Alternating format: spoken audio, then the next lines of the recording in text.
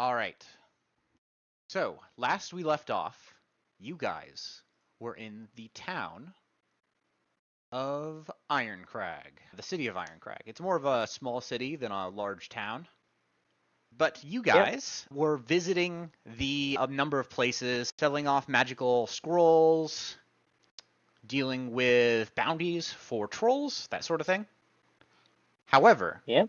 when you left the sword, this strange rusted sword with Rowan, Ruben's cousin, for some reason, when you returned back to Rowan, it had gone missing. However, we left off with you guys realizing, or rather, Adrien realizing that it's currently equipped in his weapon belt, and that is where we will continue. All right. Wilderness. Been thinking over the last 2 weeks, and I found a way to get full price for the Berserker's Battle Axe. Oh, but you're muted, Ruben. Oh yeah, you are muted. I can only barely hear you through somebody else's mic. Can you hear me now better? Yes. A little bit. All right. So I was saying, I've been thinking about how to get full price for the Berserker's Battle Axe. Yeah, and we can use that key to go to that magical shop, which will only cost 10 gold. So it's 10 gold less than the original price. Funny enough is that it's the Berserker's Battle Axe is 4,010 gold. So you can still get 4,000 gold out of it. The thing about that, wasn't it like we couldn't sell it last time because he was attuned to it? Yes. Yeah, I wouldn't part with it. That's how we found out. So, I have a common rarity Quigley's key, so we could just go to Quigley's. Yeah, That's just common stuff, though. Yeah, but you can still sell. don't you remember? Oh, You could sure. sell more expensive stuff. Because I'd really like to get plate armor. Yeah. Like with Shield of Faith, what is that, AC 22? 24. I have some loot I need to sell, Andrew. What are you trying to sell? I have that banded agate, the eye agate gemstone, the badger claws, and the wolf with the winter wolf tongue. Let's see here. I would say, back when you were at the guild, there was a bounty for winter wolves, and so having the pelt Okay. would count as a kill. So I just need to grab how much that would be. I don't have a tongue. I don't have a pelt. I just have the tongue. You just have the tongue? Yeah, Yeah, that'll work. because that's for cold resistance potions. I'm guessing for the banded agate and eye agate, I gotta go to some gemstone dealer. Yes, you would probably have to go to some sort of place that deals with, at the very least, stones, if not a specialized jeweler. Okay. You can turn in. I can say that you turned in the winter wolf pelt or tongue for 10 gold pieces. Each? Yes. I got 3 of them. Okay.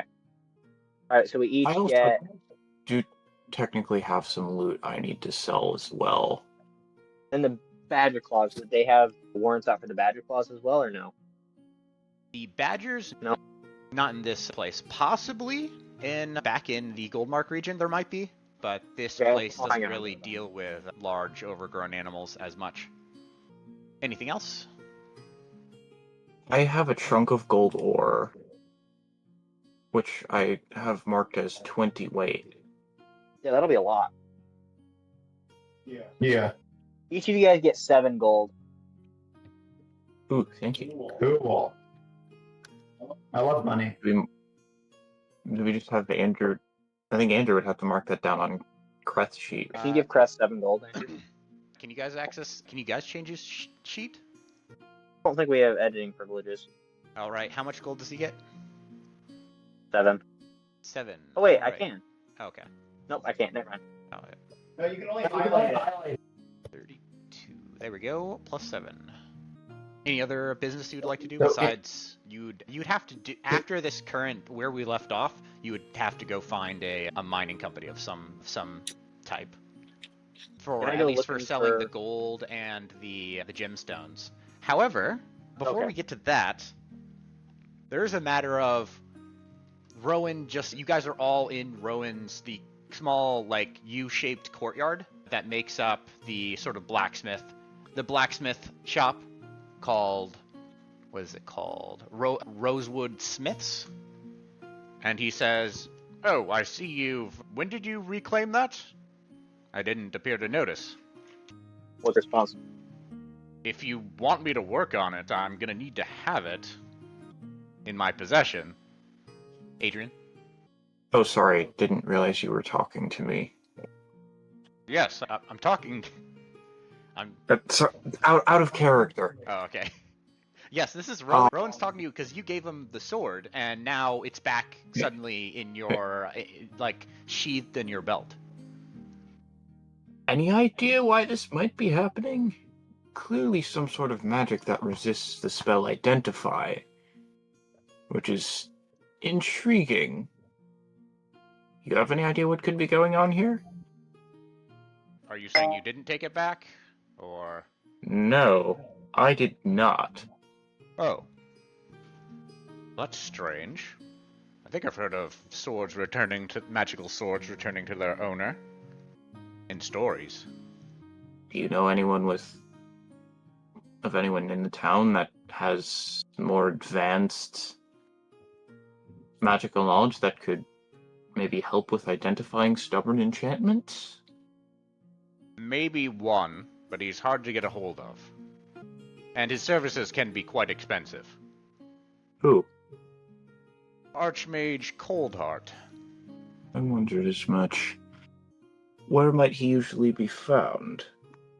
When he's in Ironcrag, he's at his tower, and the dwarf points over, despite the angle at which the walls of the shop are to you. You can still see the huge tower towering over a good chunk of the town. It's not inside of the town's walls itself, but it is like pretty close by.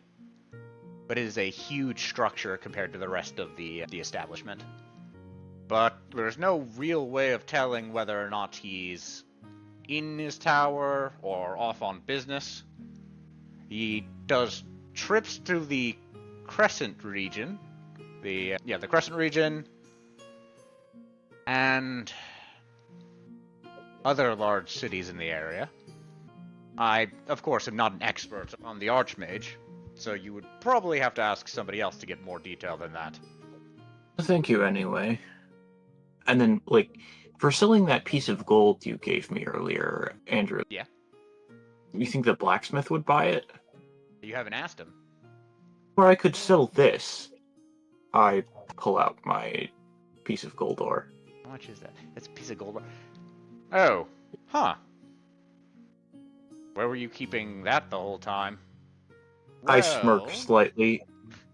That's a chunk of clearly gold ore, not as pure as I would expect from the mines of around here. So I'm guessing you got this in the gold marker region? Yeah. Actually, where specifically did we... Sorry, what? You sound so Jeremiah? depressed. Me? You sound depressed about the fact that it's poor quality. And then you found it in the gold mine region. It's funny, that's all.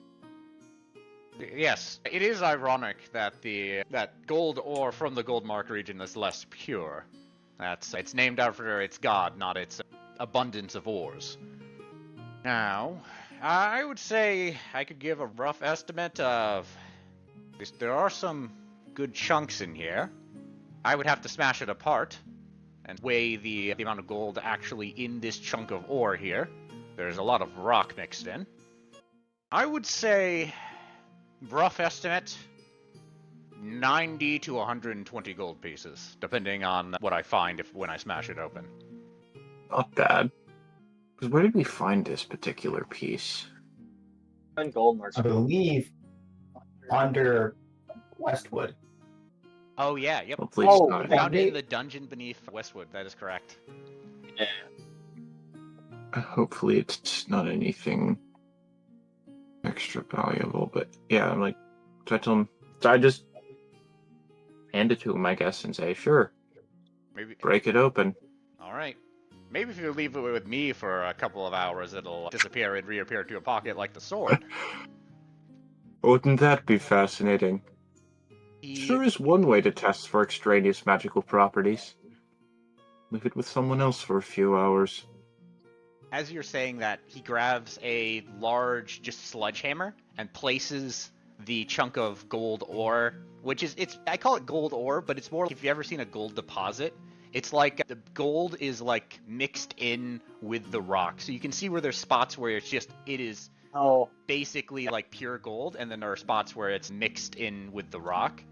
And he takes a huge sledgehammer and just pounds a couple of hits, and then it shatters into a dozen pieces. Some of which are large gold nuggets, like maybe the size of some of the larger nuggets of this are like the size of your thumb. So it's quite a bit of gold. Yep, I would say it's the larger end. 120 gold pieces worth of gold. Not bad. Not bad at all. Yeah, not bad at all. So, He's like picking up the pieces and putting them into a bucket. can you give us an equivalent value in gold coins, or do we have to bring it to a goldsmith or jeweler or Yes, some I'll sort? buy it off your hands as a favor. And he counts out 120 gold pieces and hands it to you. And in the safe that he got his coins from, he puts the chunks of gold. I'll have to deal with that later. He doesn't seem suspicious, does he? He's my cousin. Who cares? Yeah, so that's 30 gold to everybody. Yay.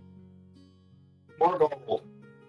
So that reminds me, I thought of something while you were all gone. On the way to the bank, I remembered my apprentice is gone on a trip up north. There are a couple of villages on that side of the Cold Valley region, especially up in the mountains, near the point that was pointed out to us by that dwarf woman. I am concerned for his safety. Now, I was wondering if you could possibly take a look. Sure, we can. Does it have to be done today, or does that not matter? Oh, no, there is a road leading from Ironcrag here. It goes a little bit into the mountains, and then loops around to the old village Granite Ridge. So that's a multiple day journey. But if you could head that way, if you're heading towards Lake Town or towards Deepstone, that I would say I would ask that you take that route in order to see if you can find my apprentice.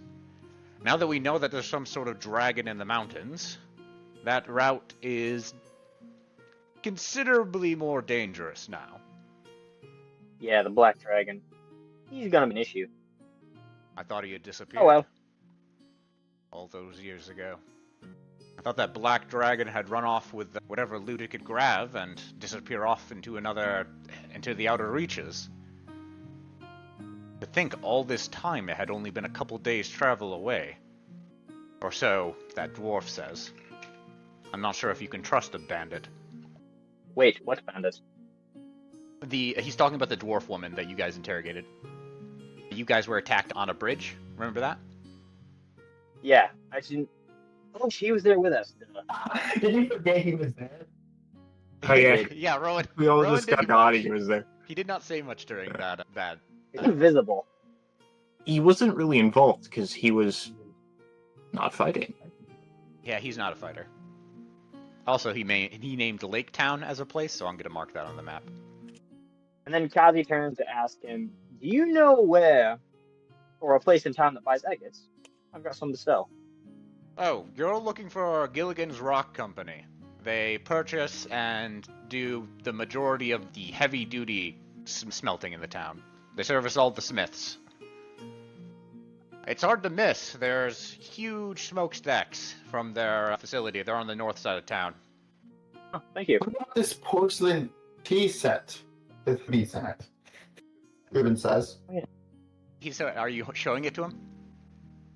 Yeah. I'm not an expert on valuables, but it looks like that was snatched straight from some sort of king's royal palace. The Goblins. the gold might be, the gold and silver and gemstones might be fake. Nope, the gold's definitely real. Weighs enough. I have no idea. I'm a smith by trade. I sometimes deal with more specialty items such as gold and silver inlays, but this sort of thing, no clue. Good to know. All right, let's go to that stone company he's talking about. Are you guys all going? But can we sell the Berserker's battle axe, though? Yeah, but do I need to be there for that? Have anything else you want to? You don't have anything you want to buy? Not common items, anyway. I don't really have the gold for that, anyway. We are when we sell the axe, we're dividing the gold. Remember? Yeah. I'm also going to make a bunch of level 2 spell scrolls. Okay. And I have outstanding debt to Kreth. What is that? Kreth load out money to all of you guys? Adrien loaned that I got money money to me. from Kreth. Oh, yeah, it was Ruben owed Adrien money. I don't owe him anymore. I paid that off. He paid that off last session. Okay. So you guys headed to Gilligan's Rock Company? I am. I don't know if the other two are going with me or not. Do you think they might want to sell the buy the porcelain tea set? Let's not even offer it. What? I have a suspicion it's a stolen item. But yeah, if you want to try and sell it, you can, though. You never know what might happen. I would recommend we try to find the original owner. We'll probably get a better deal from them. Okay. You guys head over to Maybe ask Gilligan's Cold Heart Rock when we're there. Company. Huh? Maybe ask Cold Heart when we're in there You might know. getting an identify from him. Gilligan's Rock Company is like a warehouse-sized building. Unlike a number of shops and smaller establishments that you find in this dwarven town or small city, the Gilligan's Rock Company is quite large. There are several smokestacks. They are bellowing out smoke, and you can see large furnaces as soon as you approach. There is like a small building off to the side that appears to be like where the customers visit, and the rest of it is like off-limits, employees only type of thing. Stepping through the doorway, you immediately notice, instead of like wares or what would normally set out in a shop, there is a number of like writings. It appears to be the current prices of different types of stone, of iron ore, of processed iron, of steel, that sort of thing. But also there's a number of gemstones that are laid out on one side. They are behind glass cabinets that appear to be reinforced in one way or another. But they are sparkling and very, very shiny, so they seem to have two sort of sides to their business. Wait, were the other two with me, or is it just Kazi? I came along. Okay. We can assume Kreth came along too. Did we give Kazi the 30 gold? Or not, Kreth? Kreth. Kreth got 30 gold? Yeah, from the gold nugget or whatever. Alright. No, he didn't get it yet. I added it. Okay, so that's updated. Alright, so as we go in, I tell Kreth and Ruben that they should act as if you're my bodyguards. Oh, here we go again. I hope I get paid like a bodyguard. No, just kidding. And then Kazi walks in, acting full noble, and walks over to the counter with the gemstones, and begins looking for agates in the gemstone area. It does not take long. There's quite a few of them laid out. Is there prices listed below the agates? Yes, if I could remember what they were. Give me 1 second, please. Go. Right, the agates. Yeah. Both of those gemstones that you have there appear to be just 10 gold piece gemstones, judging by the size, because it does change. There are larger agates that are much more expensive, but the ones that you have appear to be 10 gold pieces. Both the bandit and the eye agate? Yes. I'm going to walk up to the counter and set them on the countertop in front of, I don't know, Is there a clerk there or something? There is a dwarf man, long, definitely older, white beard, and he has like a band strapped around his head that has like a bunch of tools sticking out of it, and one of them is like a little eyeglass, and he pulls it down and takes a look at it. Banded agate, agate. Pretty nice. You're willing to sell, I bet? Yes, I'm looking to sell them. What are you willing to buy them for? 10 gold for each of them. Standard price. Alright, I'll do that. 10 gold each. Deal. A pleasure. Anything else you have? And he that'll gives be all you for today. 20 gold pieces total. Alright. I thank him and walk out. Oh, have a nice day, sir. And you as well, Kazi says with a cheerful wave. Alright, so that's 20. Let me do the math in my head a second. That's 5 each, so we each get 5 more gold. Time to liquidize the assets. How much gold for each? 5 gold each. 5. Alright, I will add 5 gold to Kreth's inventory. He's made I think the away. last thing we have left to sell is... What's that teapot is supposed to be 750 gold marked on this sheet. The only major item we have to sell is the Berserker's Battle Axe. So yeah. Alright. Kazi turns to Ruben's cousin. Rory, was it? No. Rowan. Rowan. There we go. Do you know of a place where I can sell this alcohol? Sell what? Sorry. Alcohol in the cart We have all got those barrels of from Coldstone frostproof Village. ale. Oh, that? You could probably sell it at a local tavern. Especially frostproof. I'm surprised they gave you so much. That's worth quite a few gold pieces. Oh, thank you. He directs Kazi you to a leaves it there. nearby tavern. Okay. Are you going Kazi to enters a... Are you going to sell Yeah, that? I'm gonna leave it there. Yeah, but Kazi wants to... Kazi will take it with him. What are you taking Ruben, with do you you? want You're cart. bringing the the alcohol? frostproof ale with you? Yeah. Unless we can carry all the barrels. That is Let's like take the cart with us. 200 pounds.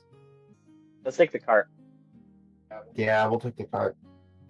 So are you selling the ale, or what are you doing? Are you just keeping it? Yes, we're selling the ale. Well, Alright. we're Going selling to it. We're not going to the drink tavern it. to sell Does not take long at all to find an established tavern and sell the ale. Once they taste some of it, they do pay off the full 40 gold price. So you can add 40 gold 40 to gold? your inventory. Yep, that was like Nice. that is like you have 10 barrels of this stuff. So it's about 40 gold. Yeah. Each of you add 10 But- gold to your inventory. All right. Oh, yeah. It's 10. Not We're bad math. making lots of gold this session. Yeah. I started at 0 gold this session, and now I'm at 52. So we've made 52 gold this session. How much I did didn't need anything how much did because Kreth get? 10. 10. All right. There we go. And last but not least, I believe you are visiting Quigley's magical establishment. Yeah. Yes. All right. I guess you're just using a random or like a door in Rowan's shop to unlock it with the key, Yeah, I guess Yeah. so. and you're using Presumably. the common key. I'm the one who has the Quigley's key common. All right. It's only 10 gold though, right? I thought Yeah. that's what it was. Yeah, much as you 10 gold. As much as you remember, it was 10 gold pieces for a common key. Okay. Alright, let's Buy go through mythic the door. key. Dude, we can't even afford a mythic key. What? Oh wait, yeah. As you guys enter, unlocking the door with the key. It doesn't open into his shop, but instead it opens up into a similar establishment. It's not the same room, but it's a very similar one. There are lines of magical items lining the shelves. On the far end, you can see what appears to be an opening or like a window into a massive water tank that is. It looks more like you're looking into a lake or an ocean than anything else, judging by like just the sheer distance that you can see past the wall of glass. Something dark and huge sort of swirls by the window for a moment before you can truly take in the sights. There is what are they called? I can't remember what those creatures are called. Ah, Me right. neither. There is a kinku that sort of walks up and hands you a list of like a just written down list of items. Huh. Let me grab the list here. What was the way that I used? How did I display them all last time? Was there a way that I did it? You Actually, stick them in. Yeah, you did. Stuck it in the game itself like that. nope. Okay, that's not it. Oh, display in chat. Here we go. So I will display in chat the list of common magic items that are on display here. So there is the Veteran's Cane, the Staff of Bird Calls, the Wand of Conducting, the Charlatan's Die, the Cloak of Billowing, the Cloak of Many Fashions, the Cloak of Mending, the Mystery Key, Orb of Time, the Rope of Mending, and the Enduring Spellbook. All of which are common items, and also it displays on one wall there also is the keys that you can purchase. You can purchase a common, uncommon, rare, very rare, legendary, and mythic key. So I might have had it pasted in game stats or somewhere. Oh yeah, I have it listed in loot. So a common key is 10 gold, uncommon is 40 gold, a rare key is 400 gold, a very rare key is 4,000 gold, a legendary key is 20,000 gold, and a mythical key is 100,000. How much key again? A common key is only 10 gold pieces. Yep, so often common magic items are not going to be necessarily useful in combat, but they can be useful outside of combat in some ways. Cloak of Billowing. The Cloak of Billowing, which is cool. A lot of these are really cool in terms of just like roleplay. So are you guys going to purchase any keys? We probably want to buy at least a common key, I think. Yeah. Also, Ruben, you're selling your axe? Your battle axe? Yeah. Yes. Alright, you get full, because it is quick lease, you get full amount back, so you get 4,010 gold pieces. Can we just say we want to buy a key and just get 4,000 back? Yeah, sure. And then Question. I'll How take the much key. does an item cost? What? Common A item. common item. You said 300? Oh, each common magic item costs 100 gold pieces. Kai's gonna buy an enduring spellbook. Alright, yep. Yes, so during spellbook, the spellbook, along with anything written on its pages, can't be damaged by fire or water. In addition, the spellbook doesn't deteriorate with age. Here you go, just mark off 100 gold pieces. I've added it to your inventory. Yep. Andrew, I'm going to get rid of the Berserker's Battle Axe out of my inventory. Okay. I can do, or you did that? Okay. I did it. And also, I will add a How much gold do I common get from the battle axe? 4,010 gold pieces for the Berserker Battle Axe. It is a rare item. By far the most expensive item you guys have seen. So I get Oh, 1,001 gold. Are you No, 1,002 distributing gold. it, Ruben? You get 1,002 gold, Josiah. No, that's not 4,000. how we said we were going to distribute it. Because I think what we agreed is when we sell the item, Ruben gets whatever he needs for armor, and then we split the rest. So he gets slightly larger than a quarter. Also, Yeah, that's what we had said originally. Gold ores, Yeah, that is what that's we agreed. gone. Alright, there we go. All right. So, do we have any other things we want to do? No, as long as someone buys the key. We did. We sold it and bought a key Yep. for 10. We now just bought the has same key we'd spent. Ruben now has a common Quigley's key. Can I have the key? Because I was the one who used the key in the first place. Kazi is gonna leave and say, I'm gonna work on copying my spellbook into the enduring spellbook.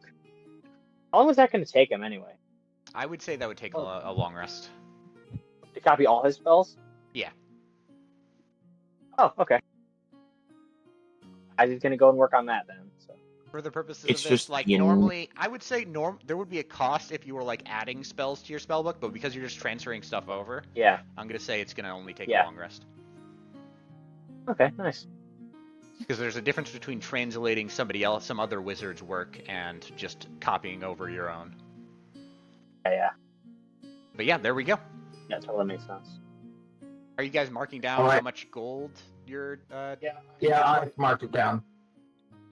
So how much gold? We aren't gonna. We have 4,000 right now, and we'll buy plate armor. Then I'll divide it. Let's see how that goes. Yeah, but what about the? So what? We still got to sell the China set, and then Yeah, but let's. you can't sell it here. And we weren't sure if we wanted Hold to. Oh, can I also roll to sell my spell scrolls? No, we've already tried. They You do can't not sell them accept here. spell scrolls at Quigley's. Only magical items. No, like at the last session, you said that we would have to roll to find someone to sell it to No, we found in the the one. town. Yeah, because Like- you annoyed the spell scroll guy, so unfortunately you would have to find a different buyer. Yeah, you can roll. Which ones do you want to sell? Identify, cure wounds, spare the dying, and alarm, which is Keep cure 3 wounds. What? Keep cure wounds because you can't make cure wounds. Yes, I can.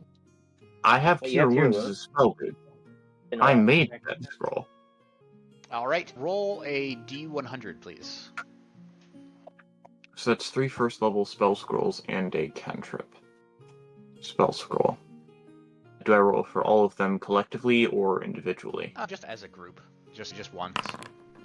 That is a crap. That's a 9. Yes, unfortunately for now, even though it is a small city, you look around, you do find somebody, a shop owner that is willing to purchase the items. How many spell scrolls was that in total? 3 level 1s and a cantrip.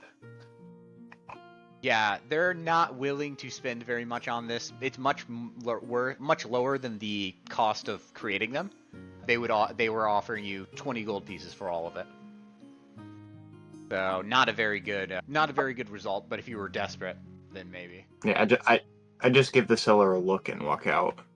Yeah, unfortunately, that is at least for the time being, that is the best offer that you can get. Adrien is fairly annoyed at this point. While you're at it, you do find plate armor, which is being sold for 1,500 gold pieces. Buying it from Rowan? Yeah, I would say Rowan might have a set, or he can procure one for your purchasing needs. So it's not long before you can get you're spending the one full amount. What do you mean by the full amount? 1,500 gold pieces. Yeah. All right, I will add that to your inventory. Plate armor. Go ahead and mark off that amount of gold. Then what's the rest of it? Okay. I'm doing the math. Yep, a that would fancy set of plate armor. DC 18. That would be 833.33333333 gold for each of you guys. Joel's gonna be 81 no gold? idea why he has this much gold. Yep, we're gonna have to send him a message after the session. Hey, just so you know, you got a bunch of gold this session. Oh wait, 1,110 is current amount of gold that he has. He just went. He's getting. He just had added an extra 20 pounds worth of gold. All right, so that was 800 and what you? And 33. Yeah, I have over 1,000 gold now. And then there's one extra gold, so what do I do with it? Keep it. Cool. You could give us also each 3 silver. And 3 copper. I'm good. 800, she said? Just a straight 800? 830. 833. Okay. Can I put my plate armor on? Yeah, you can equip it. Now it's time to... It takes about 10 minutes or something to put on armor, so it takes a bit, but not. Yeah. It's not like you're in a rush. Now you have to sell your old one. I will. So what are we doing next? I'm gonna ask Rowan if he wants to buy any chainmail armor. Sure, I'll buy it. Best I can give you is... He gives you... How much is it? It would be 30... He can give you 37 gold pieces and 5 silver pieces, which is for mundane items that can be found on the player's handbook. That is basically that's the standard amount. It's half of what it costs on the player's handbook. Is that actually half? Because that... Yes. The price for chainmail is 75 gold pieces, and so half of that is 37 gold pieces and 5 silver pieces. Could I sell my shield as well for another 5 gold? Because it's 10 gold on it. That is a total. Wait, why are you? Oh, because you have your +2 shield, right? There's a total of 42 gold pieces and 5 silver pieces. If you want to add that to your inventory. What about a spear as well? 5 silver pieces. Shall I remove them from your inventory? I can do that. Okay, go ahead and mark them off then. If you're selling the chainmail, shield, and spear, that is going to be a total of 43 gold pieces. Yeah. Okay. Do you guys think I should sell my short bow? Because I've never used it. You never know when you might need it. It's probably better to keep your hands on a ranged weapon. Fair enough. It's not too heavy. Especially because you don't have any ranged spell cantrips like I do. Oh, don't forget to remove those items from your inventory. Alright, are we all set with buying and selling? So what are you guys doing here in Ironcrag? We gotta see if the mage is in town. Yeah. Is the mage in town? That's a good question. Let's go check. Yeah. You guys gathered together, now finally finished with your purchasing and buying across multiple planes and multiple businesses. You arrive at the very base of Coldheart Tower. The huge wizard's tower just spiraling up into the sky. You see now that there is nothing stopping you from entering besides a huge iron gate. And next to it are 2 of these large gargoyle-like statues. Like they're guards. At the center of the door are 2 large knockers. These like massive iron rings or metal rings. Okay. We knock? You pull back the massive iron ring and then thump it against the door a couple of times. And suddenly you hear, what do you want? Is the Archmage home? Popping into existence, suddenly above you guys, is like this strange imp creature. It has like a stinger for a tail, and it's flapping its wings. And why should Coldheart talk to you guys? What are you, a bunch of adventurers? Probably got nothing. We have a question about an unusual enchantment on this sword. And I show the sword to him.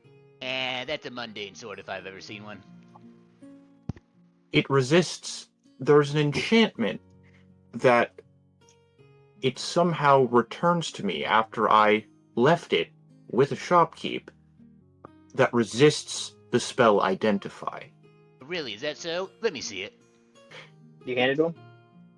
Does he seem at all trustworthy? He's an imp. Like, you can imagine imps are probably not the most trustworthy of creatures within the material plane or the outer planes. At the same point, if I give it to him, it's just going to teleport back to me, most likely. Well, give it to me or not. Just risk it. Risk it for the biscuit. Do I need to roll an insight check if I'm incredible to see if he... You can make one if you want. 11. It doesn't take a genius to realize. So the imp is looking over your shoulder as around this tower there is not quite a moat, but there's like a sort of like a ditch circling the tower, And you can put two and two together and probably think, yeah, as soon as he gets to the hold of the sword, he's going to toss it into the ditch. I just give him a look. Really? Hey, it was worth a shot. Are you telling me you got magic Was it, swords that though? come back to you, eh? There's nothing magical about that sword. Can I see that, Kazi asks? The sword? I'm trying to look at it. Adrien gives Kazi a look. So can I see it or not? Nice try. And it's a nice Kazi try says, for you looking guys. out of confused. Talking to me about magic swords. I'm supposed to guard a gate. I'm not supposed to let anybody in. Now you come walking up here thinking you're all tough, solid blocks of gold, eh? Coldheart is a busy man. He doesn't let just anybody in. That's my job, to not let the nobodies in. I set the sword on the ground, and in the ground between us, or at our feet, and I walk away. However, you guys are still standing there watching it.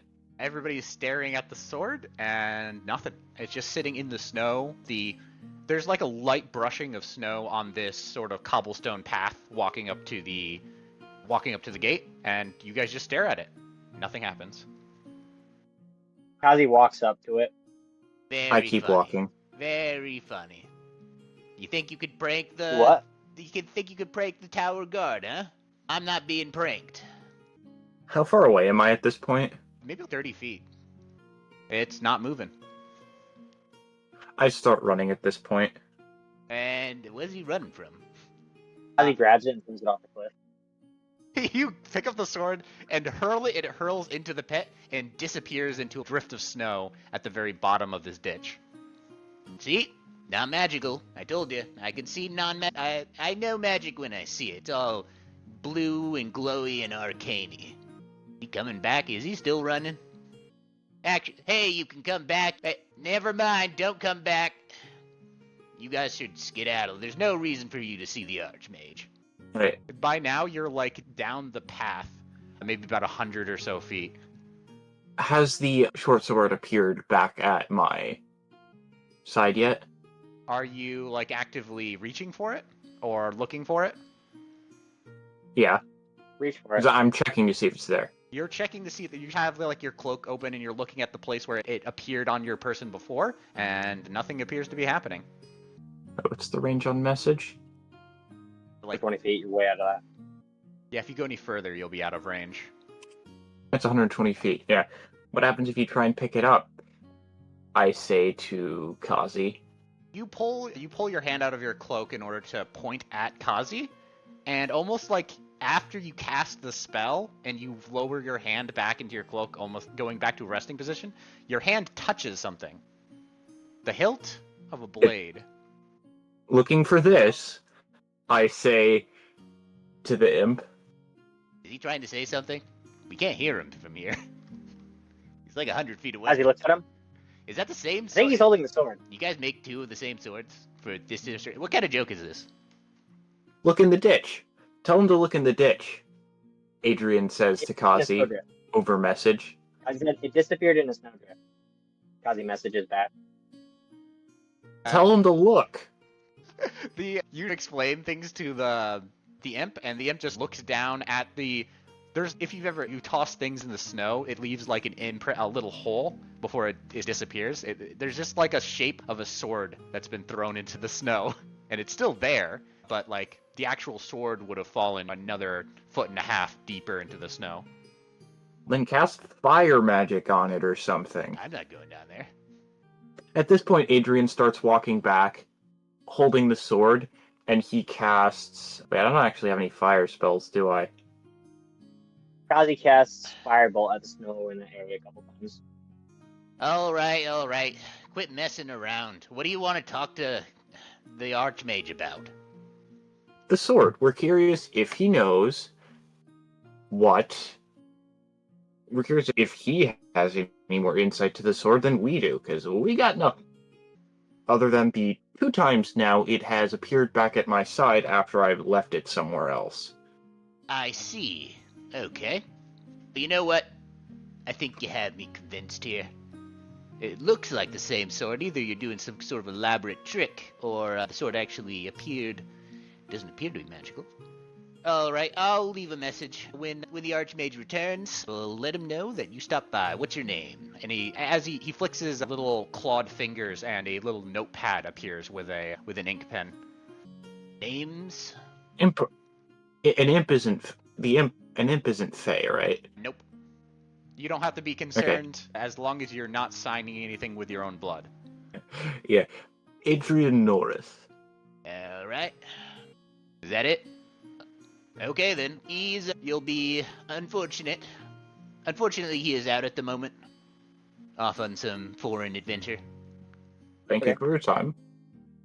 And Adrien turns and walks away. This time, not leaving the sword behind. Alright, the sword has returned back to your belt and is just there. Once we've made it a good bit away, I'd say to the rest of the group, it almost seems like it only comes back after someone else tries to take it. Into that ditch. Throw it 100 feet in front of us, as he says. Just do it. Just throw it in front of you and just start walking away. We won't touch it. Okay, I try. We do this. You toss the sword hand over hand. It flies over, nearly missing a smaller tree. No. And what? I wouldn't have thrown it. I would have set it on the ground and walked away. Oh, you set it in the ground. It Because I sticks don't a wanna little bit in accidentally- the snow, but it's still sticking out, and you start walking away.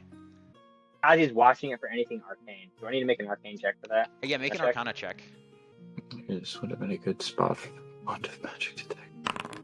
You walk further and further away, keeping the odd rested blade in your sight, and nothing happens. There's no magical ripple in the air. You can't sense anything either, Kazi. There's just nothing. It's just a mundane sword Okay. looking on the ground, I laying on the ground. turn away. You turn away? It's still lying there. Yeah. Okay. Reach for your sword. I continue. As he messages I- you. What? Reach for it as if you think it's there. Believe really hard that your sword is at your waist and reach for it. I try and pull the sword out of presumably a sheath I have on my waist or something, or some clip or whatever I did shove through. Nothing happens. I walk further away to about 300 feet or so. Eventually, you're walking down. The Cold Heart Tower is built onto a hill, so you crest one part of the hill, one ridge going down this hill, and you get to the point where you cannot see the sword. And that is the moment where your hand suddenly brushes the hilt of the blade. So it's when you can't see it anymore. I see. So I break line of sight. So even if I turn away, but I could still see it if I looked. So I will point out, since you guys can't exactly see this, since you're not like in the game world, Ruben and Kazi were still looking at the blade when you looked away. Now, what do we see? No, it disappeared for you, the two of you as well. Oh, it disappeared while we were Did they looking. notice? Yeah. So you guys were, as soon as you couldn't see the sword anymore because of the ridge line of the hill, it returned to Adrien. So it's as soon as nobody can see it. Oh, wait, it's nobody. So while I was watching it, it was still there. Yep. Oh. A second. You guys were still standing there, but... Okay. Huh. Interesting. I wonder what would happen What if do I we do tried now? to attack with it. Swing it at me. I swing it at him normally. Like, you make an attack against me? Yeah. All right, make an attack with the rusted short sword. That is a 3. You're not used to Missed. the strange blade, and you swing it sort of not exactly clumsily, but still not like something that could be very easily dodged. And Kazi, the sword hits you, or I guess if you're letting it hit you. I'm letting it hit me. Yeah, the sword hits you, and just sort of, it is as blunt as like a metal bar. It doesn't cut anything. It just bounces off my arm. Yep. It's more like he hit you with like a thin metal pipe. I don't think that worked as you intended. Says, looking at his arm. I attack him again with True Strike. Sorry, what was that, Andrew? You strike him again as Kazi is speaking, and this time go ahead and roll damage. Bro, damage dice. Why does it say 1d6 plus 4? Because you're adding your, I want to say, charisma to this to the Oh. damage. I can add. Oh, that was the attack. I actually get to add my charisma to that. I didn't realize that True Strike actually did that. I believe that's a good. And then I think True Strike also. Yep, I it can uses your also spellcasting add. ability for the attack and damage rolls instead of using strength or dexterity. But it doesn't say anything about adding the It says for charisma bonus. you uses your spellcasting ability for attack and damage rolls. Oh. That means you roll the normal amount of damage for the short sword, which is 1d6, and then you add your bonus, which is charisma, so plus 1d plus 4. It also does an extra 1d6 radiant on top of the regular damage. Ah, okay, yep. Go ahead and roll damage. And then I need to roll a d6. All right. So 7. It's 7 piercing, 4 radiant. Adrien, you swing your sword, and the sword passes right through Kazi, like it's made out of nothing but air. But as that happens, Kazi, immediately you feel a terrible numbness in the part of your body that it passed through, and you quickly push some of your clothing back, and you see a dark, necrotic damage has been inflicted. So the sword did 7 necrotic damage to you and 4 radiant. And Adrien, you have to catch yourself because you were expecting some sort of resistance, but the sword passed right through Kazi. Oh, that's odd. Did entirely necrotic damage. Seems to be doing damage via some sort of necrosis, much like one of my spells. The radiant component of True Strike seems like it functions normally, but where I normally would have stabbed you, necrosis. Phew. Interesting, Kazi says. So, now, this sword is Ruben, can you hear me? clearly magical. Or it's really arcane magic from the properties of the sword itself, but... Yeah. You are muted again, Josiah. I think you forgot to unmute yourself after you went to the bathroom. Yeah, apparently I haven't talked to you. Yeah, I can heal you. Cast Cure Wounds? Well, Yeah, I have your wounds, technically. Yeah, but I'm healing. How about 17? Yeah, he heals up. There isn't any Oh, issues perfect, with I'm the full health. healing, other than the fact that he had taken necrotic damage. That's good. At least. Does anyone see me just randomly stab my party member in the arm? No, you're out in the middle of the. You are out in the middle of the open, and there's the city itself nearby. But because of there's an empty sort of space, there's some farmland that you're standing around on. There's farms on each side of the cobblestone path that you guys have been taking. But other than that, there's nobody like witnessing this occurrence. How do you farm when it's constantly snowing? That is a good question. You would actually know the most about this. There are plants that thrive in this weather. So even now, there are plants that are poking through the snow, like maybe halfway to harvest. There are some strange bush-like plants that are growing these red-like berries. There are like almost like corn-like plants, but the corn itself is like an icy crystalline-looking thing. And yeah, because you grew up in this region, Ruben, you would know. Not only there are also underground farms in places like Deepstone that grow huge forests of mushrooms, and that's what a lot of dwarves eat. There are also a lot of crops that grow even in the frigid temperatures. Huh. Interesting. Yeah. So what are you guys doing? You figured out this much about the sword. And what is there to do next? We could leave. Should we travel to Emberfell and attempt to have it further identified there? Or should we continue up to the Dragon's Lair and check out Rowan's apprentice? So I will say you can find in Imberfell, but it might requires a bit of traveling. You would have to walk off the edge, and if you don't roll a good enough survival check, you will find the incorrect region. So to find Imberfell, it might be a bit of traveling, but that is something that you can do. I have the map for the Crescent Lake region. We're gonna need to find rations. Those would be very easy to find, especially in a city. So you can buy those for the amount that they cost in the player's guide, the player's handbook. Which is how much again? I think that was 5 silver per 2, right? Yeah, it's 5 silver. Yeah. Yep, they don't spoil, but they cost a lot up front. I have 3 rations so far. And I think Kreth has 6. So does Kreth need any rations? I only have 2, so I'm definitely gonna need some. I would also like to take a break for like maybe a week or so and do some crafting. I'm gonna craft. Either like a wand of hex or some like boots or something, because thematically boots would work best for casting Expeditious Retreat. Yep. In this city, you would have the resources to be able to craft uncommon magic items, so that would not be the issue. Okay, so what are you guys doing? Are you actually gonna craft them? Oh, I'm asking you all if you're going to wait for me. Do you guys want to wait a bit? Kazi's okay with that. You, Ruben. All right, everybody can go ahead and take a long rest.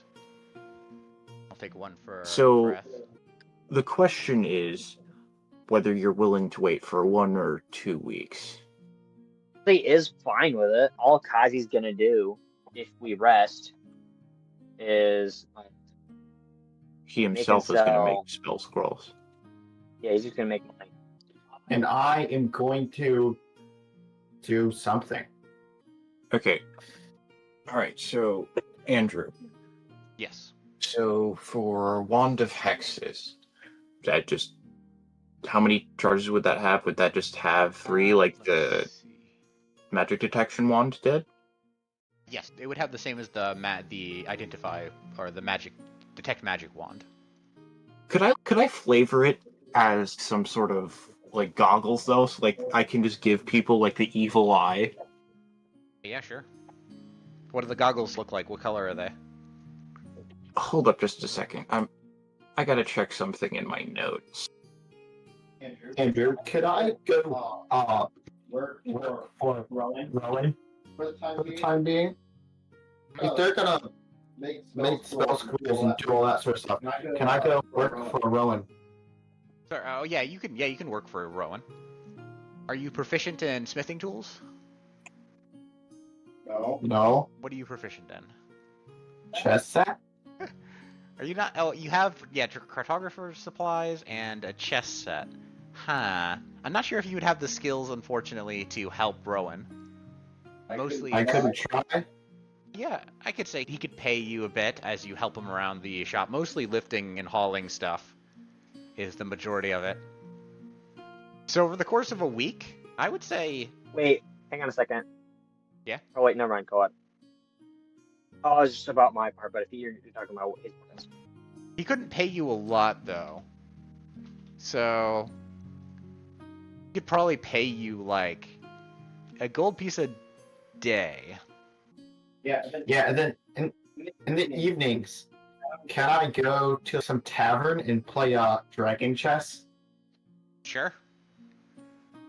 You find maybe some comfort with playing against the people of Ironcrag. They not only do they know the game, unlike a lot of people in the Goldmark region, but also they're all dwarves. They're all your kin. There's even a couple, 1 or 2 people that are survivors from Granite Ridge, though the majority of the survivors from your home village ended up in Lake Town or in Deepstone. But there are 1 or 2 in Ironcrag, and you catch up with them. On the end of the 6th day, though, you are particularly tired after a day of hauling stuff and then another couple of hours of at the tavern playing a couple games of dragon chess. And finally, you rest at... Actually, where are you guys staying? We never talked about that, did we? Yeah, you will have to pay for Does Rowan have lodging space? for 7 days. Um, For the first week, at least. Yeah, does Rowan have space in his shop for us to stay, or does he not want to have us stay with him? He has at most 2 extra beds, so either way, and he doesn't necessarily want to give them up because one of the beds is his apprentice and the other one is in case other relatives come over. So he'd be fine with Ruben taking the guest room, but anybody else he would like. He would be maybe friends at this point, or at least good acquaintances.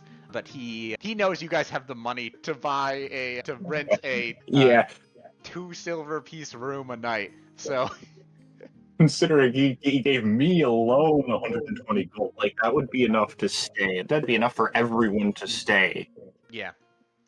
for a year almost. Yeah, it's a lot of gold. Not necessarily a lot of gold for an expert dwarven blacksmith, but still a lot of gold. All right, and then for Let's see if I have in buying or selling. would you allow expeditious retreat as a spell for one? Because that was one of the other ones I was Yeah, I would allow that. But so you finish the goggles of hexful gaze item first. So after some crafting, you get like Rowan's willing to give you a workbench to work on and some magical crafting. After a week, you produce the goggles of hexful gaze. Do you want to add that to your inventory? I believe. So How that much is time would that take to make actually? Oh yeah, it would take an uncommon would take 10 days total. But you said I could shave another half a day off over a long rest.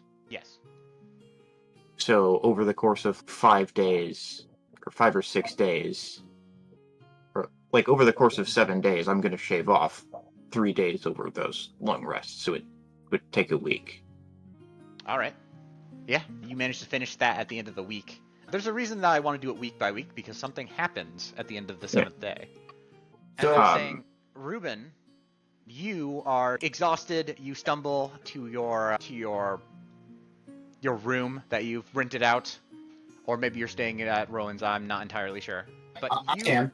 But a question: how much gold did I make? 7, you said? Yes, 7 in total. Before I forget, Go ahead. 1 or 2 silver per meal. It is 2 silver for a terrible meal, for basically porridge. Okay.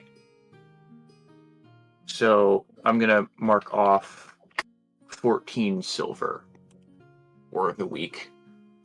Okay, but Ruben, you are falling asleep, and suddenly you are not Hang on. in the city Will this of... affect what? Yeah? Will this affect what Kazi does? No, Kazi's thing this happens at the end of 7 days. Okay. And we'll circle back to what Kazi did.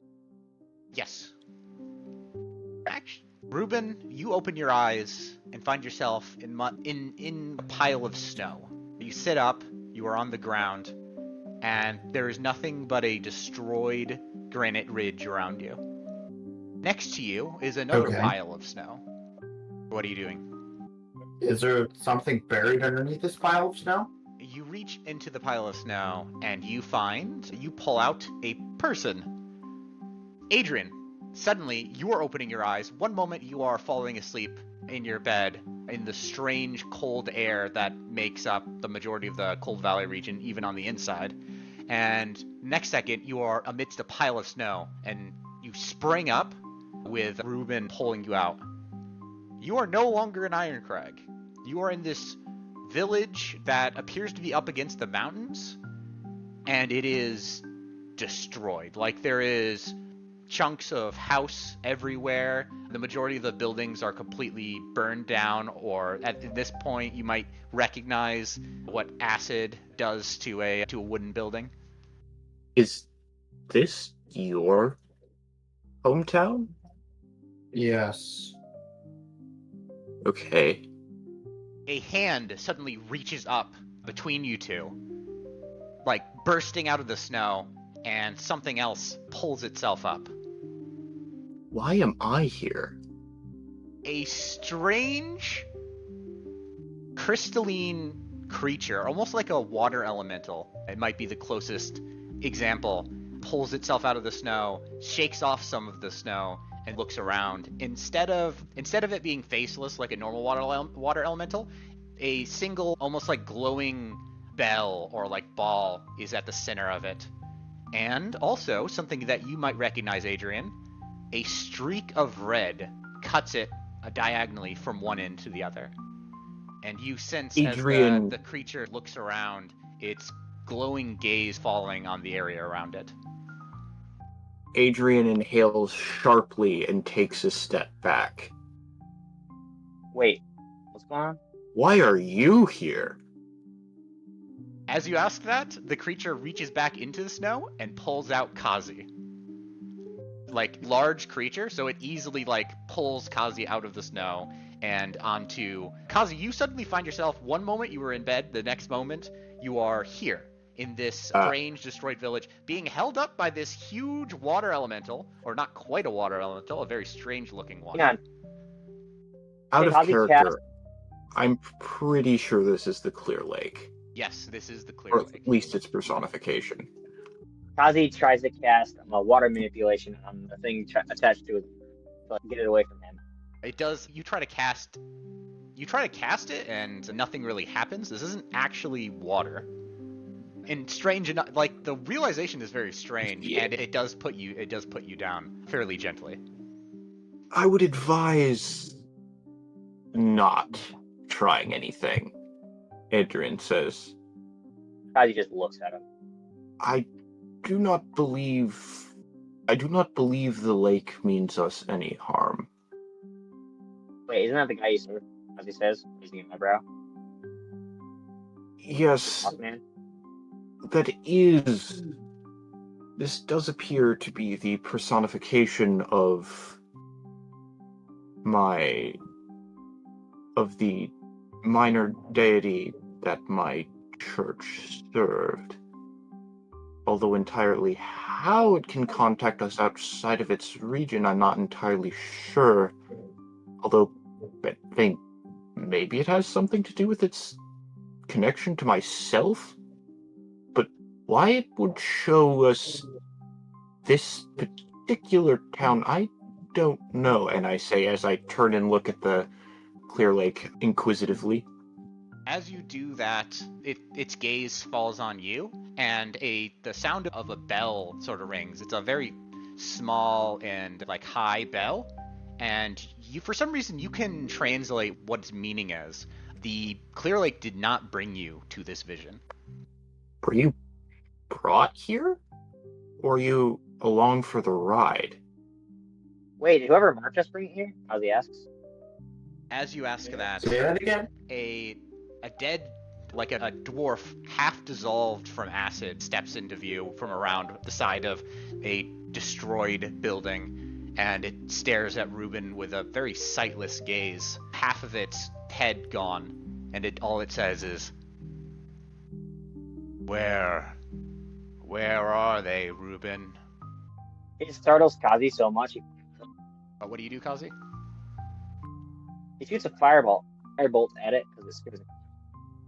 Yeah, you do. Luckily, your magic is still working, and you can make an attack if you want, but it just slams into the undead. Doesn't do anything. It does do fire damage, but as it does, it completely evaporates, destroys the body, and a second body pulls itself out of the snow. Real logic. That will be enough to hit. The second one. Where are they, Ruben? Who? Something is missing, Ruben. Did he tell us about the previous dream at all? Yeah, I did. The dead dwarf, this one somehow standing despite missing one of its legs, points towards directly west. And as it does so, the world around you shifts. And in a flash, you are in a mine of some kind. Around you is the clanking of pickaxes. It is the flashing of wings as kobolds are walking around with guarding a number of dwarves that are in chains. I guess we found the missing guys. Ruben, you look around and you see some familiar faces. A number of these dwarves are from Granite Ridge. The world flashes again, and now you are at a forge as this strange ore is being put into this super hot furnace. Something about it is very strange. Something about it is magical that it can get hot enough to melt this ore. And you see check? the sooted face of your father, Ruben. What is the name of your father? Did you even name him? I don't believe he had a name. No, I didn't name him. I'm gonna say Ronald Stonehammer. Ronald Stonehammer. All right, got it. Just wanted to write that down. You see the face of Ronald Stonehammer, definitely older, definitely worse from where you notice as there's this strange metal contraption attached to one of his arms. He's missing his left hand, something that is definitely different from when you last saw him many years ago. And you can see as one of the kobolds yells in Draconic at your father as he struggles to put more and more ore into the forge. You watch as one of the forge, finally emerging from the forge, this ingot of shining silvery metal. And that's when you realize that isn't like silver or any mundane material. It is mithril. Oh dear. Do any of us realize this? Wait, are we watching it happen? Make a nature check. Or maybe this would Nature be... Or check. nature or investigation. There's not exactly a And skill ore? for identifying ores. So can I make an investigation check? Yeah. So I'm much better at that. Oh, 19, cool. Yeah, Adrien, you recognize this is no mundane ingot. This is mithril, and they're making a lot of it. Wait, do I know how mithril is made? Is Kreth presumably here as well? Yes. Okay. But I assume the Clear Lake also pulled him out of the snowbank. Yes. Okay, just wanted to clarify. You are, I would say, okay, to answer your question from a minute ago, Kazi, I would say you don't know exactly the process for smithing mithril. It's such a rare metal that most smiths don't have the chance to even learn any techniques for processing it. But you do know that it requires immense heat. And also the ore itself is incredibly rare. There are no known mines anywhere nearby. I tell the group that. As you're explaining this, Kazi, you are interrupted again as a flash brings you into a large, brightly lit room. A huge creature, winged, certainly a dragon of some type, sleeps, and its eyes fly open. It rises itself, Looking at us? and you don't see black scales or anything like that. Instead, you see a flash of silvery metal. No. Wait. Of mithril What? armor before No way. before the image collapses and you guys are back in Granite Ridge. We're doomed. Kazi just stares at it. No way. The dragon has mithril armor. What the heck? Don't you think we're doomed? The Clear Lake now finally speaks, Adrien. It rings a long, clear tone, and you recognize this as the enemy constructs. Got The that enemy right. works with the dragon, it says. What enemy? It pauses and looks around.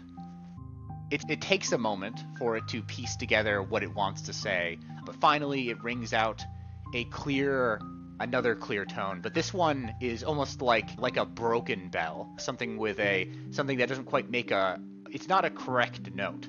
It's something off key. Tareth is all it says. Harith? Tareth. Wait, didn't he die? Kazi says, I'm confused. Wait, who's Tareth again? Make a religion check. Kareth and Marith. Oh yeah, We have Tareth, yeah. something to that effect in lore. Are they deities? Hildegard, High Priest of the Golden Will, across from him, the helm of the defeated foe, slain in battle by the avatar of Tareth. And another one of the inscriptions in the tomb. Before this tomb held the slain, and so again it will hold more. The horde of Tareth approaches. Those who read this do not lose heart. This is but a small victory the enemy has made. There are 2 marked of Marith with us, and they have pledged not to be caught by the enemy. May death bring their souls peacefully beyond the veil. 594. And then within this crypt lies Hildegard, High Priest and Cleric of the Golden Will, and others that were enemies of Tareth and allies of Marith. Huh. That is... Were you an ally of Marith? It rings out a light chime. It is an agreement.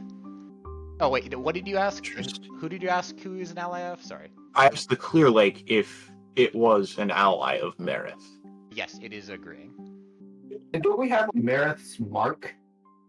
Wait, that mark is Marith's? Yeah. At least that's what the second notation seems to imply.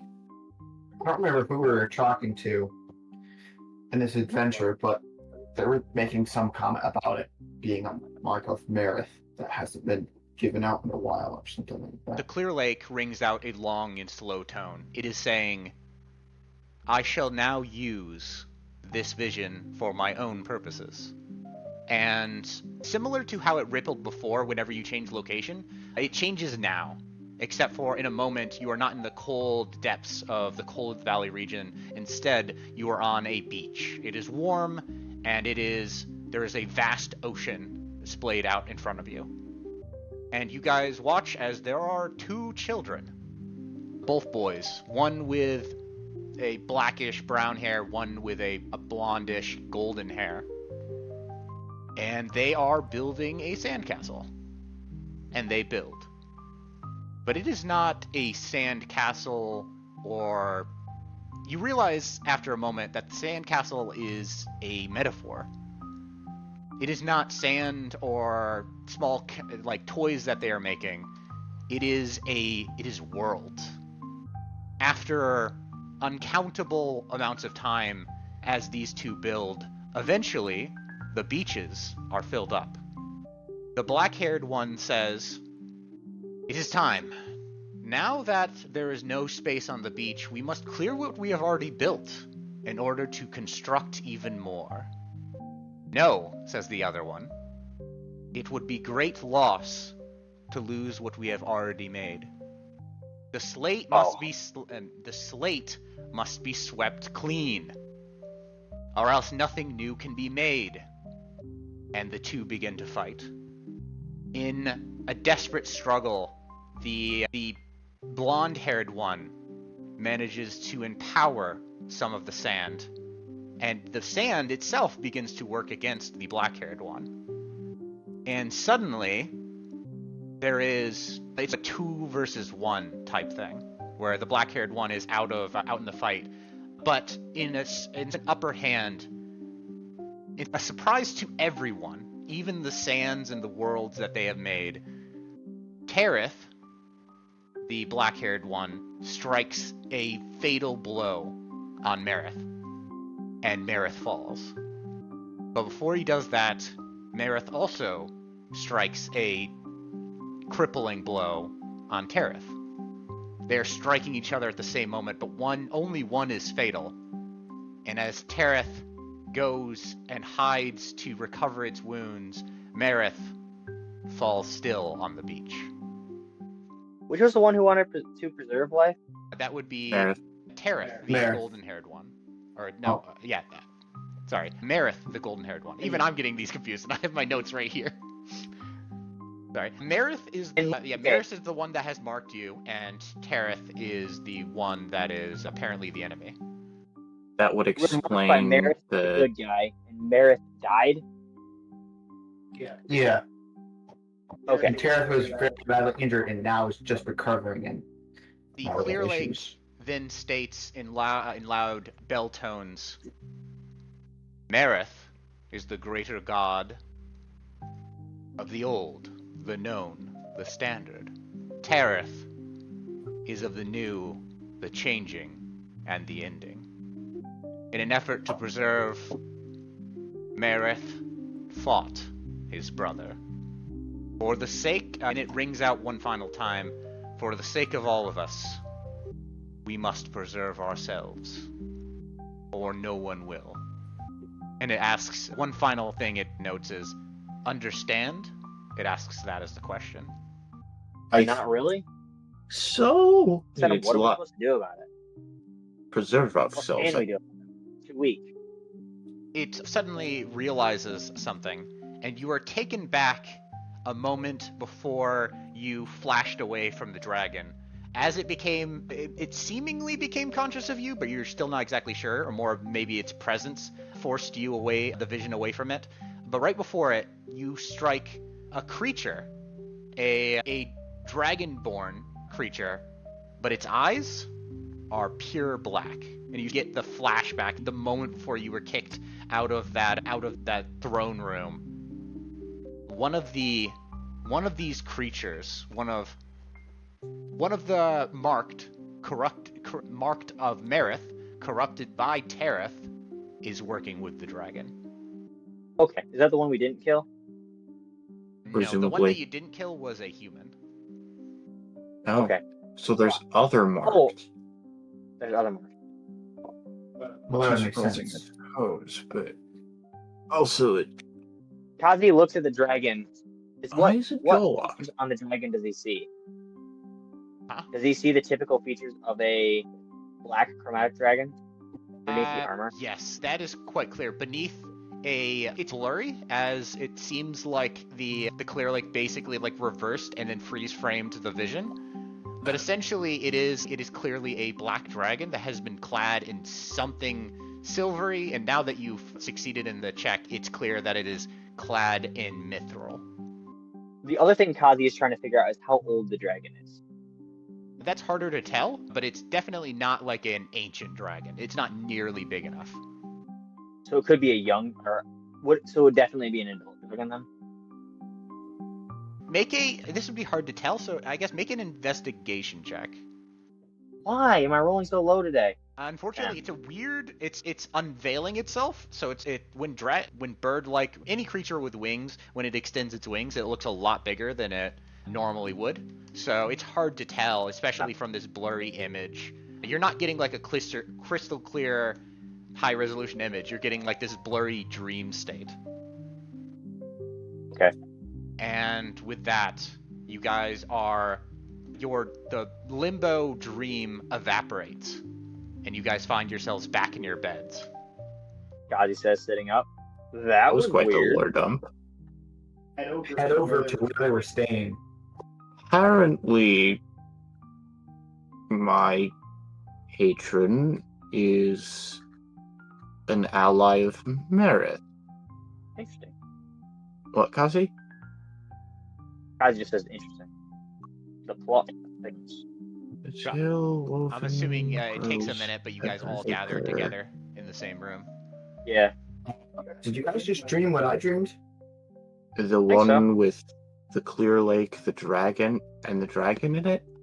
Yeah. Yeah, I think that was the same dream. Not the kind of dreams I like to have when I want frosted. Yeah. At least we have confirmation it's a black dragon. Kazi says. But a black dragon in mithril armor? Yeah. That Yeah. could be a lot worse. Like, is this something we should, like, let someone know? No? The only one worth telling is out of town. The only person I might trust at this point is my uncle. Uncle's your And uncle. he's all the He says. way in Emberfell. Really? As he says, looking at him. Really? What's his name? Wait, Kazi, aren't you a student at Emberfell? Who's your uncle? I have your uncle's name if you can't remember at the moment. I do remember what it was, but Okay. seriously, Kazi, Didn't you say you were a student at Emberfell? Yeah. I says, yeah, I was. Simple. Huh. You might actually know him then. My uncle is a professor there, a man by the name of... Maxwell Norrith. Kazi says, looking at him sharply. Yeah, that's him. And he gives a Mental. brief description for further clarification. Kazi says, huh, small world. He's my mentor. Ah, that's neat. There's just awkward silence. But no, Yeah. Yes? there is probably a lot There's to think actually about after what just happened. You were just in a dream. Adrien, that was the first time you ever got any sort of response or any kind of contact with besides your spell slots, this is the only contact you've ever gotten from the Clear Lake. And Other than the moment I became a warlock. you guys all get 500 XP for that. Nice. Yay. You want to get Joel's? Yeah, I will get Joel's. Andrew? We aren't quite halfway there. 42:15. Yep. Although, John, you say it the second before I was going to say it. Andrew, I do have a Yes. question. For multi-classing into fighter, don't you have to have a 13 or up in the primary stat of the class? I don't know. I think I would have to double check that. I don't know if that's still a rule. That might not be a rule anymore. Another question, Andrew. Oh, multi-classing... At least... We're going to talk Okay, about what as a Kazi did multi-class during character, that week. gain the following traits of the core fighter traits table and training with light. It doesn't say that you need to, but I might have to multi-class. It's in the multi-class prerequisites. To qualify for a new class, you must have a score of at least 13 in the primary ability of the new class and your current classes. For example, a barbarian who decides to multi-class into druid must have strength and wisdom scores of 13 or higher, since strength is the primary ability for barbarians and wisdom is the primary ability for druids. And then experience XP cost is based on total character level. I see. Yep, so you would Okay, need either 13 in strength or dexterity for a fighter. So I have a 13 in neither of those, but would technically the gauntlets of giant strength, those are there. I think it would have to be a base amount of that. Like a base. Because it is a base. It is a base increase. It's not technically a modifier, but it's tied to an item, so it's a little bit sketchy, but Yeah, I don't think it would work. I think you'd have to have a unaffected attribute of that amount. So like without any magic items. that seems fair. I want to say if you do want like a fighter like build, I think Warlock has extra attack as a invocation that you can take. Yeah, but it's specifically just with the hacked weapon, I think. Ah, okay. And one of the reasons I want to multi-class into fighter for a few levels is either 2 levels just for action surge, or maybe going 5 levels in, but at that point I'm taking significant cuts at later levels from Warlock and getting multi-attack and then chaining that off of the Eldritch Blaster artifact. Alright. Is there anything else that anybody needs to know? Otherwise, I believe we will wrap up here. You did some shopping. Yeah, did some what did crafting. Kazi do during that time? Oh, Kazi, what do you want to do over the course of a week? You have 7 days Kazi to work was on going to stuff. go. Yeah, Kazi was going to go to that shop that he bought sold his spell scrolls to, Okay. and he's gonna walk up to whoever's at the front desk and say, would you be willing to buy some spell scrolls from me? Your choice of spell scrolls for the same prices I previously sold them to you for? Yes, I would be willing.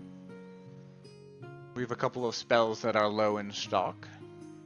Right then. How many spells can I make during this time, Andrew?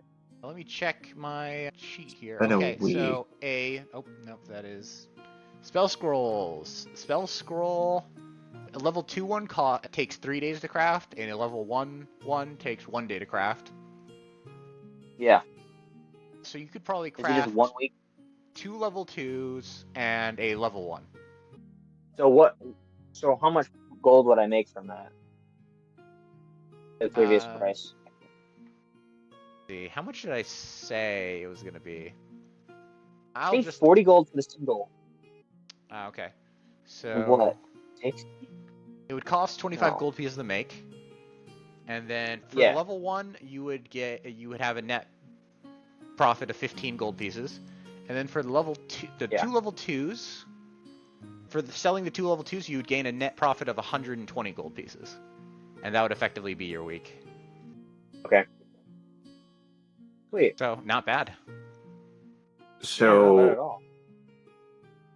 Did you pay for food though? Lodging? Not yet. Give me a second. But yep, after that, we will wrap up there for next Uh, week.